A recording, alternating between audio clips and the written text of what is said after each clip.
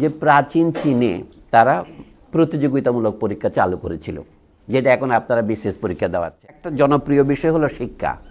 আর হলো শিক্ষা বলতে কি বোঝায় আমরা এখনো জানি না।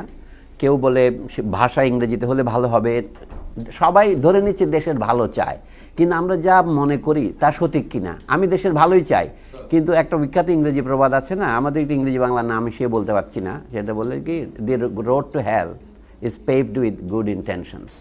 দোজকের রাস্তা কিন্তু সুন্দর ইট দিয়ে বানানো, সোনালি ইট দিয়ে বানানো। কিন্তু আপনি মনে করছেন আপনি ইটের সন্ধানে যাচ্ছেন, কিন্তু গিয়ে দোজকে পড়তে পারেন। সদিচ্ছা দিয়েই কিন্তু আমরা দোজকে পড়তে পারি। যারা যেমন ক্লাস প্লে 1 প্লে 2তে ইংরেজি মিডিয়াম যারা চালাচ্ছেন, তারা নিশ্চয়ই তাদের ছেলে মেয়েদের ভালো চান, এ বিষয়ে তো সন্দেহ আমার থাকতে পারে না। দেশের কথা বাদ দেন, আমার ছেলে মেয়ের ভালো তো আমি চাই, কিন্তু আমার ছেলে মেয়ের ভালো যদি দেশের ভালোর পক্ষে যায় তাহলে তো ভালো, যদি সেটা বিপক্ষে যায় তখন আমি কার পক্ষ নেব?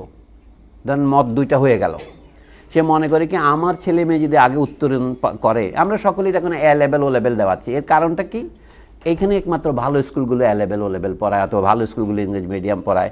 আমি তো আমার ছেলে একটা ভালো স্কুলে দিতে চাই, যেহেতু বাংলা মিডিয়ামে কল্পিত অর্থে কোনো ভালো স্কুল নাই, অত স্কুল আমরা গড়ে তুলিনি, সুতরাং আমি বাধ্য হয়ে আমার ছেলেমেয়েকে ইংরেজি মিডিয়ামে পড়াবো। তাতে হচ্ছে কি, গোটা দেশের শিক্ষা ব্যবস্থা ইংরেজি মিডিয়ামে রূপান্তরিত হচ্ছে। আমার বক্তব্য এইখানে নয়, আমার বক্তব্য হচ্ছে এই কথাটা এখন বুঝতে পারলাম, 1947-এর পরে বুঝতে পারি নাই কেন।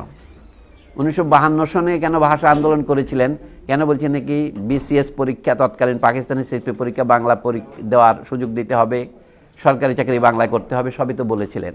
কিন্তু এখন যে আমরা মতবাদটা বদলে ফেললাম, যুক্তিটা কি? এইটাই হচ্ছে আমার জিজ্ঞাসা, আর কিছু নয়। আপনারা নিজেরাই উত্তর যদি বের করতে না পারেন, আমার পক্ষে কাউকে বুঝিয়ে দেওয়া সম্ভব না। যে প্রাচীন চীনে তারা প্রতিযোগিতামূলক পরীক্ষা চালু করেছিল, যেটা এখন আপনারা বিশেষ পরীক্ষা দেওয়াচ্ছেন। অর্থাৎ দেশের সবচেয়ে মেধাবী ছেলে মেয়েগুলিকে জোগাড় করতে হবে। এরা অর্থাৎ শাসক কে হবে, রাজপুত্র থেকে শাসক হবে না। দেশের যে কোনো একদম নিম্ন শ্রেণীর লোক পরীক্ষা দিতে পারবে, যেটাকে অনেক দিন পড়াশোনা করে চীনে ক্লাসিক্যাল ভাষা শিখে, আজ কেন 2000-2500 বছরের পুরনো, সেটা পৃথিবীর বিভিন্ন দেশে অ্যাডাপ্ট করেছে। তো আমি যদি এখন এটা বাংলাদেশে বলে যে পরীক্ষা প্রতিযোগিতামূলকভাবে হওয়া উচিত, বড় লোকের ছেলেদের বাছাই বাছাই করে ডিসি নিয়োগ করা ঠিক না, তো আপনি বললেন আপনি চীনের দালালি করতেছেন, বললে তো আমি বাধা দিতে পারবো না। আমি একইভাবে ঐতিহাসিকভাবে বলছি, গ্রিসের শিক্ষা পদ্ধতির কথা যখন আমরা বলি, তখন তো আমাকে আর গ্রিক ধর্মের দালালি করছে বলেন না। তা আমি যখন বলেছি বাগদাদের কাছে, এইখানে যখন যেটা খোরাসান বলতো, আফগানিস্তান ইরানের কাছাকাছি নিশাপুর বলে একটা জায়গা ছিল, ফার্সিতে বলে নিশাপুর বলে, ওমর খৈয়াম যেখানে ছিলেন, আজ থেকে 1000 বছর আগের কথা। তো সেইখানে যে কলেজ ছিল, ওই কলেজ একটা নাম ছিল নিজামিয়া মাদ্রাসা, সিলেবাসকে নিজামি বলে। তো ওরা যেভাবে পড়েছিল, ওরা যে পোশাক পরতো, ইউরোপে তো সব সেগুলি পড়তেছে, এইটা বললে আমার দোষ হলো কীভাবে? এই যে আপনি টাসেল একবার এদিকে গোড়ান, একবার এদিকে গোড়ান, যেটাকে বলে কনভোকেশন, তো এটা তো ওই জিনিসটাই নিয়েছে, শুধু ওইটা নিচ্ছে না, ওদের সিলেবাস নিচ্ছে। তো বই পড়লে যে কেউ বুঝতে পারে। আমি একটা লোকের নামের বললাম, জর্জ মাকদিসি, এটা হলো লেবানিজ খ্রিস্টিয়ান, যিনি স্কটল্যান্ড থেকে এই বই প্রকাশ করেছেন, এডিনবরা ইউনিভার্সিটি প্রেস থেকে, একাধিক ভলিউমের বই। তো লোকজনকে বই পড়তে বললে বলে কিন্তু বইতে আছে, আপনার মত কি? আরে ব্যাপার, সব বিষয়ে আমার মত থাকতে হবে কেন? আমি বলছি যে বর্তমানে পাশ্চাত্যের যে শিক্ষা ব্যবস্থা, যেটাকে আমরা অনুকরণ করছি, এটা আরবদের শিক্ষা ব্যবস্থার একেবারে হুবহু অনুকরণ করেছে তারা, কিন্তু সেখানে তারা থেমে নেয়। এই হচ্ছে বিষয়টা, ইট ওয়াজ দ্য সিড। আপনি এটা যখন কালচার করেন, এটা তারা ইউরোপে কীভাবে গেছে, এটা সিসিলির মাধ্যমে, ইটালির মাধ্যমে গেছে, আবার স্পেনের ভিতর দিয়ে গেছে। এটা তো ইতিহাস আছে, এটা তো আমার তৈরি করার ব্যাপার নয়, এটা সেকেন্ডারি বই পড়েই বলতেছি আমি তো আর আরবি জানি না। এটা আরবদের ধর্মকোরা গ্রহণ করে নাই, কিন্তু আরবদের জ্ঞান চর্চার পদ্ধতিটা গ্রহণ করেছে। আজকে মনে হচ্ছে আরবরা বর্বর, এটা মনে হচ্ছে। আমি হচ্ছে এটা চিরকাল এরকম ছিল না। আমি তো দুটো কলেজের নাম বলি, একটা বই না দ্য রাইজ অফ কলেজেস, আর একটা ইউরোপিয়ান যে হিউম্যানিজম, এটা যে আরব দেশ থেকে নেওয়া। এই কথাটা একজন পণ্ডিত লিখেছেন, এবং তিনি কিন্তু খ্রিস্টান পণ্ডিত। এডওয়ার্ড সাইড যে অর্থে খ্রিস্টান, সে অর্থে খ্রিস্টান। এমনি ওই দেশে আমি ওনার ফ্যামিলির কয়েকজনকে চিনিও বটে, মাকদেশিদের, আমাদের ইউলেবে আসছিল বক্তৃতা দিতে একজন। এনিওয়ে, এটা হচ্ছে আমার বক্তব্য, একটা ঐতিহাসিক তথ্য পরিবেশন করেছি আমি। কিন্তু আরবরা যেখানে সরে গেছে, তারা এখন শুধু ধর্মতত্ত্বের মধ্যে আটকাইয়ে থাকে, তাহলে তো হবে না। আরবরা প্রথমে যা করেছিল সেটা ইউরোপীয়রা ধর্ম নিরপেক্ষ শিক্ষায় নিয়ে গেছে। ধর্ম নিরপেক্ষ শিক্ষা মানে কি? কৃষি। কৃষি তো আবার ইসলাম আর অন ইসলাম করে না, আপনার তো চাষ করতেও জানতে হবে। আমরা যেটাকে আরবিতে যদি বলেন দুনিয়াবি শিক্ষা, তো আপনাকে ইঞ্জিনিয়ারিং তো জানতে হবে। আপনি বলতে পারেন যে আরবদের একটা বিশেষ ধরনের অ্যাপ্রোচ আছে, চীনাদের আরেকটা অ্যাপ্রোচ আছে। আগে আমরা বলতাম না হেকমতে চীন হুজ্জতে বাঙ্গাল, আপনার নাম, আপনার হুজ্জত নয় এটা, বুঝছি আপনারটা হুজ্জাতুল ইসলাম, হ্যাঁ আয়াতুল্লাহ খোমেনির মতো আপনারটা। তো এই জন্য বলছি যে এক একটা নামের এক একটা অর্থ থাকে। আমি সেই অর্থ কথা বাদ দিয়ে বলি বাংলাদেশে এখন শিক্ষা ব্যবস্থা যেটা আমরা নিয়েছি, ভালো আর মন্দের জন্য হোক, ইংরেজদেরটা আমরা একসময় নিতে বাধ্য হয়েছি।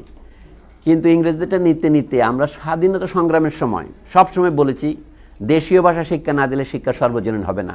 সেটা হবে কি হবে না আমি কিছু বলছি না, এখন আপনারা জানেন, এগুলি আমি তর্ক করতে আসি নাই। আমার বক্তব্য হলো এখন দেশের শতকরা কতজন ছেলে মেয়ে সত্যিকার অর্থেই স্কুলে যেতে পারে। আমরা বলি ক্লাস 1-এ 100 জনই ভর্তি হয়, কিন্তু ক্লাস 5-এ যাওয়ার সময় কতজন থাকে, যেটাকে একটা বিখ্যাত সমস্যা ঝরিয়া পড়া বলি আমরা। আমি একটা ছোট্ট একটু উদাহরণ দিই আপনাদের।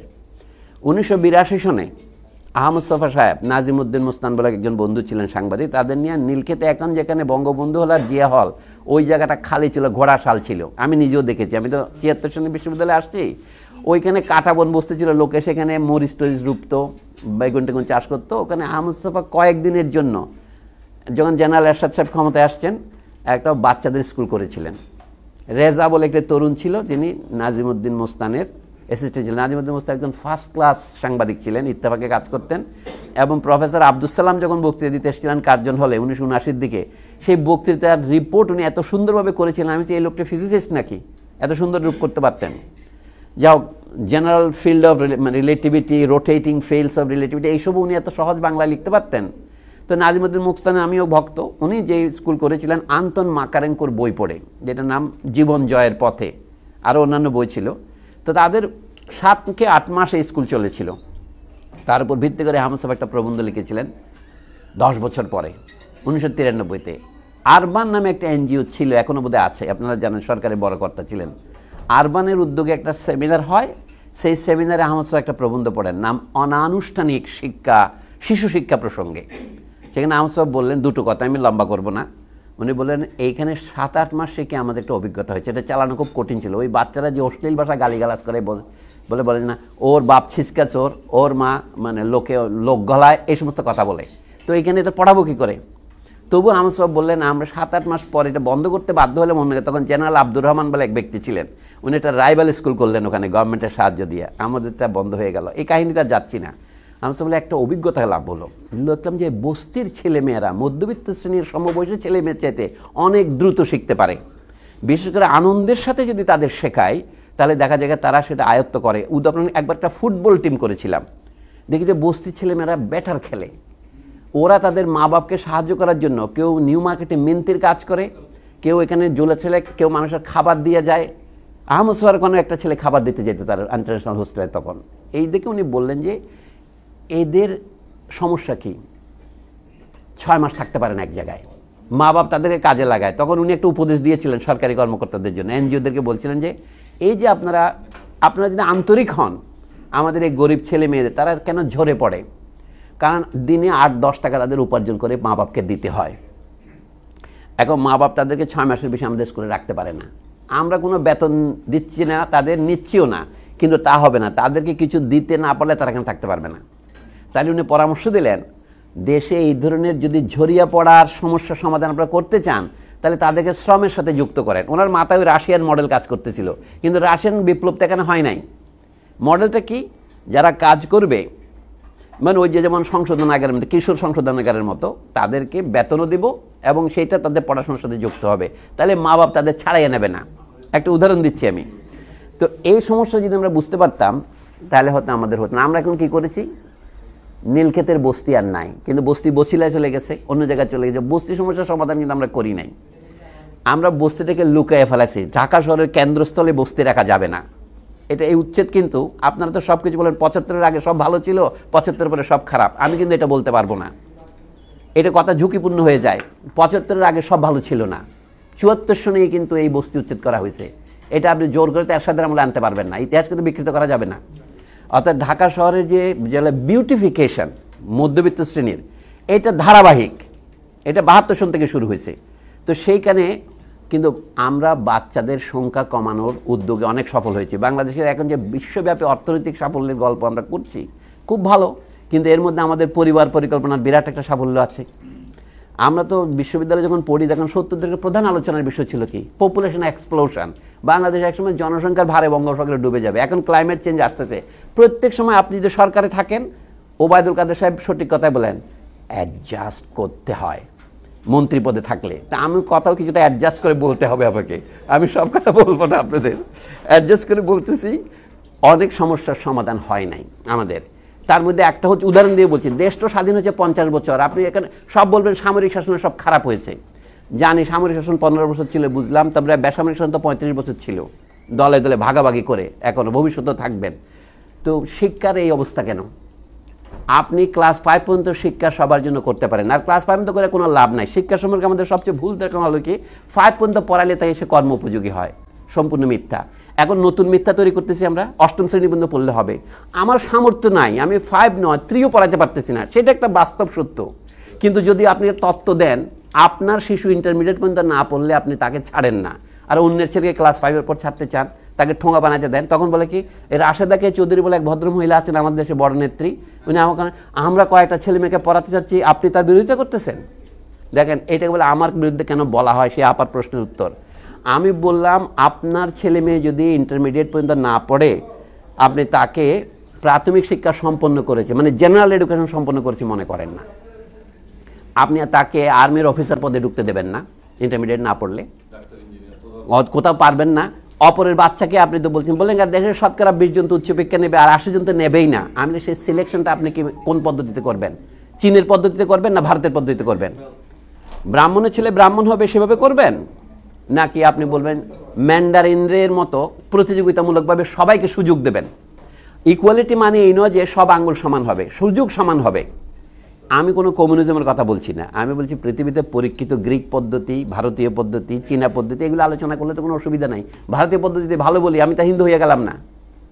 যা হোক, শিক্ষা সম্পর্কে আমাদের দেশে বলছি, আমাদের যে আপনারা আলোচনা করছে আমরা সবাই বাঙালি, কথাটা তো সত্য, কিন্তু আমরা সবাই কি বাঙালি, সমান বাঙালি? তার সমান বাঙালি না। এখন বাংলাদেশ তো গরিবের লোক বলে এসছে, বাংলাদেশ এখন মধ্যবিত্ত শ্রেণীর দেশ। ধরেন আমাদের যারা ইকোনমিক্স নামে যারা পেশাজীবী খায়, পেশাজীবী মানে হচ্ছে, কিছু মনে করেন না, এটা হলো বৈশ্য, অর্থাৎ এরা হলো নিজের পেশা, নিজেকে বাঁচাবার জন্য মিথ্যা কথা বলে। যেমন ইকোনমিক্সদের মধ্যে একটা লোক আমি দেখি না, 2-1 বাদ থাকতে পারে, যাদেরকে শ্রদ্ধা করা যায়, কারণ তাদের সত্য কথা বলেন, তাদের মিথ্যা কথাই বলতেছেন। একটা উদাহরণ দিয়ে বলি, মাথা পিছু আয়, সারা পৃথিবীতে মাথা পিছু আয় দিয়ে মাপতেছে, আমরা মাথা পিছু আয় দিচ্ছি, কিন্তু মাথা পিছু আয় দিয়ে তো কিছুই বোঝা যায় না।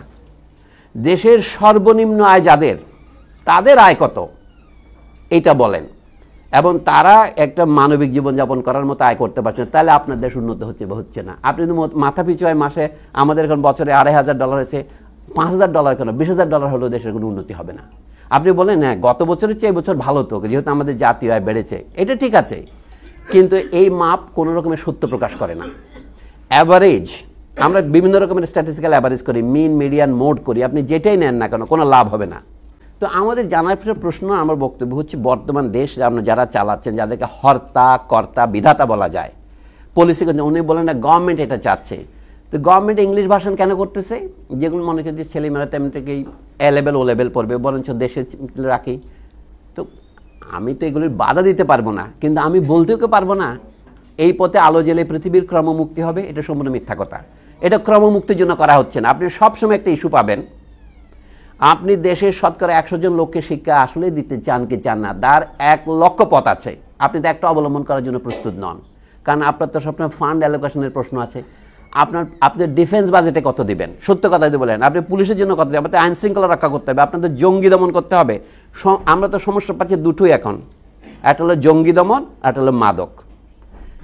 আপনি সবাই কলকে মাদককে না বলুন, কিন্তু আপনি মাদককে তো প্রতিদিন হ্যাঁ বলতেছেন, আবার বলছেন মা বলুন। 19 শতাব্দীতে কী করেছে, গোটা চীনকে আফিম খাইয়ে ইংল্যান্ড বুথ বানিয়ে রেখেছিল, এবং ওরা যে অপিমান না কিনতেছে এই জন্য তাদের উপর আক্রমণ করেছে, তাদের কাছে হংকং কেড়ে নিয়েছে, সাংহাই ক্যান্টন দখল করেছে, এগুলো সবাই জানা কথা না, রবীন্দ্রনাথ ঠাকুর পর্যন্ত বলেছেন। তো বাংলাদেশ এখন কে বোমাটা মারতেছে আমি জানি না, কিন্তু বোমার আঘাত স্প্লিন্টার তো আমার লাগতেছে। এখন বাংলাদেশের কালকে শিক্ষামন্ত্রী আমাদের কনভোকেশন আসছিলেন, আমি যে ইউনিভার্সিটিতে চাকরি করি ইউলেবে, উনি তো বললেন তা আমাদের এখন সমস্যা দুটো, একটা হলো মাদক, তাকে না বলতে হবে, কিন্তু মাদক বন্ধ করার জন্য তারা কোনো উদ্যোগ নেবে না। 2 নম্বর যে আপনাদেরকে জঙ্গি দমন করতে হবে, অর্থাৎ এখন জঙ্গি দমন করতে হবে, রাজাকার দমন করতে হবে, এগুলো হচ্ছে তাদের। আমি যে এগুলো খুব ভালো কাজ, আর কোনো কাজ নাই আপনাদের, সেটা তো আপনি করছেন না। তো বলছে কি আমাদের বিনা সুদে বা অল্প খরচে ডিভাইস কেনার পয়সা দিতে হবে ছাত্রদের, ইত্যাদি আর কি। আপনি তো গল্পটা জানেন। আমি যদি ওই চেয়ারে বসি এখন, আমি ওর চেয়ে ভালো কিছু বলতে পারবে এমন কোনো ব্যক্তিগত আমার দাবি নাই। আমার সমস্যা হচ্ছে দেশে এখনও শিক্ষা সর্বজনীন হয় নাই। আপনি শিক্ষা সর্বজনীন হয় নাই কেন? বাধাগুলি কি? ডাক্তাররা যেমন করে, আপনি ডায়াগনোসিস করেন, আপনি অ্যালোপ্যাথিক পদ্ধতিতে চিকিৎসা করেন, আগে কোনটা কারণ নয় সেটা এলিমিনেট করেন, তারপরে বাকি যে কটা কারণ আছে আপনি সিমটম থেকে তো রোগে যাবেন। আমি ডাক্তারদের ভাষায় বলতেছি, তা আমরা সবাই সিমটম নিয়ে আছি। এই যে ইংরেজি মিডিয়াম, এটা তো একটা সিমটম, এটা তো একটা রোগ, অথবা আপনি এটাকে মনে করছেন চিকিৎসার একেবারে উপায়। তখন আপনি বলে আপনি ইংরেজি শিক্ষার বিরোধী। কথা হচ্ছে কি আপনি সারা রাত তর্ক করতে পারবেন। আমি ইংরেজি শিক্ষার বিরোধী নই। আমি বলছি কি জিজ্ঞাসা করছি বাংলার কি হবে, এটা আপনি এবার পরিষ্কার রায় দেন। আপনার ছেলেমেয়েদের বাংলায় না পড়ে, আপনার বিশ্ববিদ্যালয়ে না পড়ে, তাহলে বাংলার বইপত্র লেখার কি হবে? তো বাংলা সাহিত্যের উন্নতি হবে না। এখন বাংলার কিছু নাই জানলাম, কিন্তু বাংলাদেশ স্বাধীন হওয়ার পর আপনি কিছু করেন নাই, সেই জন্য কিছু হয় না এই পর্যন্ত। এটা করতে 50 বছর লাগতো না। তার মানে কোথাও ডাল মে কুচ কালা হয়, কোথাও সরিষার মধ্যে ভূত আছে, সেটা বের করেন। শিক্ষা কেন সার্বজনীন হয় নাই আমাদের এখানে, এটা বুঝলে বোঝা যাবে। যারা সার্বজনীন শিক্ষার পক্ষে তারা তখন বলে কি এতে শিক্ষার মান কমে যাবে, ইংরেজি পড়লে যেন শিক্ষার মান বাড়বে। হ্যাঁ, বাড়বে বটে। এখন যেহেতু বাংলায় কোনো বই নাই, ইংরেজি পড়তে হবে। ইংরেজি কেন? আপনি তার সাথে ফরাসি শেখেন, তাকে জার্মান শেখেন, রুশ শেখেন, বাধা দিচ্ছে কে? সেই ব্যবস্থা করেন। এটা যেন বাংলাকে হত্যা করা অপরিহার্য হবে কেন? আমার আপত্তিটা ইংরেজির বিরুদ্ধে নয়, পরিষ্কার বলতে হলে কি বাংলাকে হত্যা করার বিরুদ্ধে। পাকিস্তানের আমলে বাংলা যতটা অবহেলিত হয় নাই, তার চেয়ে বেশি অবহেলিত হচ্ছে এখন। বাংলাদেশে এত ইংরেজি মিডিয়াম স্কুল ছিল না পাকিস্তান আমলে, কম ছিল। তখন 2-1টা ইন্টারন্যাশনাল স্কুল ছিল, ডিপ্লোমেটরা পড়তো। আমরা কতগুলো বাছাই করে পাকিস্তান সরকার ক্যাডেট কলেজ করেছিল করার জন্য। তো ক্যাডেট কলেজ থেকে পাশ করা ছাত্রদেরকে সার্ভার চলে গেল ক্যাডেট কলেজের প্রতি। না বলছি চলে না আসুক, সেটা সমস্যা নয়, কিন্তু সে হলো ক্যাডেট কলেজ থেকে বেরিয়েছে। 2-1টা ছেলে ভালো বেরিয়েছে। আরও বলো, ব্যক্তিগতভাবে কারো বিরুদ্ধে আবার বলার উদ্দেশ্য নয়, কিন্তু গোটা জাতির কি হলো? আমরা কতগুলো হাইব্রিড বলছি এখনও। আমরা না পারি বাংলায় বলতে, না পারি ইংরেজিতে বলতে। আপনি গোটা দেশটাকে দিয়ে পারেন করে ইংরেজিকে রাষ্ট্রভাষা ঘোষণা করেন না কেন? যদি ইংরেজিতেই ভালো হয় বন্ধ করে দেন। বাংলা পড়া টড়া বাংলা। আপনি সরকারি এবং ঢাকা মিউনিসিপ্যাল কর্পোরেশনের সাইনবোর্ডগুলো উপরে ইংরেজি, নিচে বাংলা, বা উপরে বাংলা নিচে বাংলা লেখা আছে। কিন্তু আপনাদের তথাকথিত ইংরেজি সিভিল সোসাইটিগুলি, প্রাইভেট ইউনিভার্সিটিগুলো দেখেন না, একটি নামও বাংলায় ছিল না। এখন ইউজিসি একটু লজ্জায় করে বলতেছে আপনারা পাশে একটু বাংলা লেখেন। তারপর অনেকে বাংলা এখনও লেখে নেই। এটাও একটা প্রতীকের ব্যাপার। ওই সাইনবোর্ড দিলে যে দেশের খুব প্রগতি হবে তা আমি বলছি না, কিন্তু এটা কোন রোগের লক্ষণ? অনেক জিনিস আছে, আমরা যে বিদেশ থেকে লিফট আমদানি করছি সেটা ইংরেজিতে বলে, তাই না? লিফট সবগুলো ইংরেজিতে বলে। এগুলি যেমন জাপান থেকে আমার এক বন্ধু গাড়ি কিনছে, জাপানি গাড়ি, সেগুলির নির্দেশগুলো এখন জাপানি ভাষা রয়ে গেছে, বদলাতে পারতেছে না ইংরেজিতে। তো জাপানিরা তো ইংরেজিতে করে তাদের গাড়ি রপ্তানি করতে অসুবিধা হচ্ছে না, গাড়ির কোয়ালিটি আছে, আপনি নিয়ে নেন। আমরাও যদি লিফটগুলোর ভাষাও বাংলায় করতে পারছেন না, আপনার তো কোনো আত্মমর্যাদা বোধ নাই। আমার এই কথাগুলি যে 1950-এর দশকে বলতাম ভালো হতো, আমি 70 বছর পরে বলতেছি, এগুলোর কোনো দরকার নাই। বলছি কিনা সমকালীন রাজনীতি নিয়ে বলার মতো সাহস আমার নাই, এই জন্য আমি পুরোনো ইস্যুগুলো বলতেছি। আর বেশি কি বলবো?